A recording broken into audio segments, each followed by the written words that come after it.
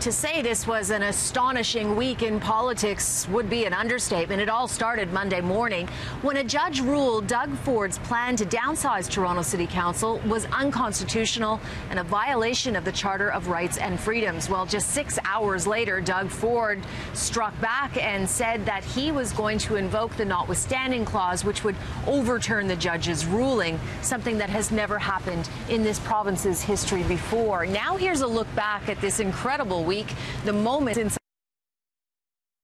they are. I was elected. The judge was appointed. It's done. The notwithstanding clause is the nuclear option. Does the Premier believe that Canada needs a Charter of Rights?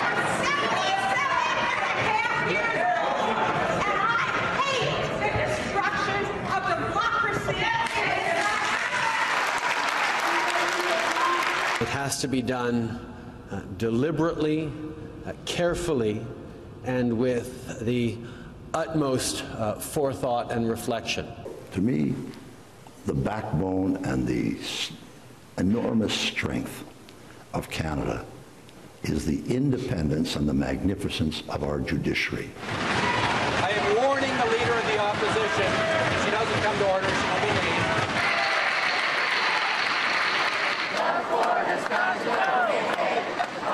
We know that we are right as far as standing up for our charter and standing up for our basic ability to run an orderly election. Invoking the notwithstanding clause is like using a sledgehammer to kill an ant. But that is his right. He was democratically elected, and he has the right to do that. We have hit a tipping point.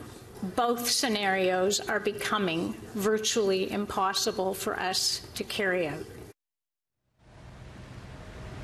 Now, that last person speaking was Toronto's city clerk. She was telling Toronto City Council yesterday that we're at a tipping point. It may not be possible to have a fair election on October 22nd. She's even consulting with a lawyer to try and see if she could or should postpone the election. Now, the province is downplaying that. They say that it's not a concern. However, there must be concern because tomorrow they're holding a rare weekend session in the legislature to try and push this controversial bill to downsize Toronto City Council through faster. Now, I asked John Wright, who's a pollster and a political strategist, about whether it was wise for Doug Ford to use this notwithstanding clause, despite the fact that it is perfectly within his rights to do so.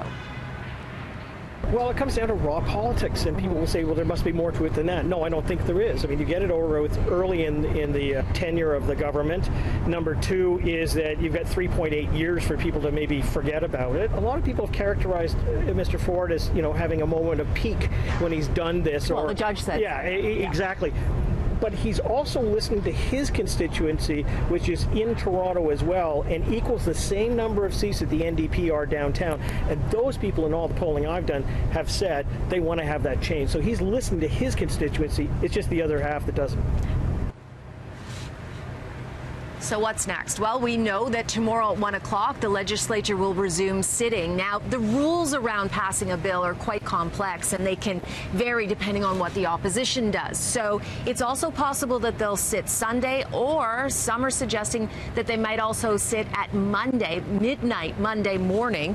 And we'll just have to wait and see how this all unfolds. We also are waiting to see what the NDP, of course, is going to do, and if they will put in addendums to the bill.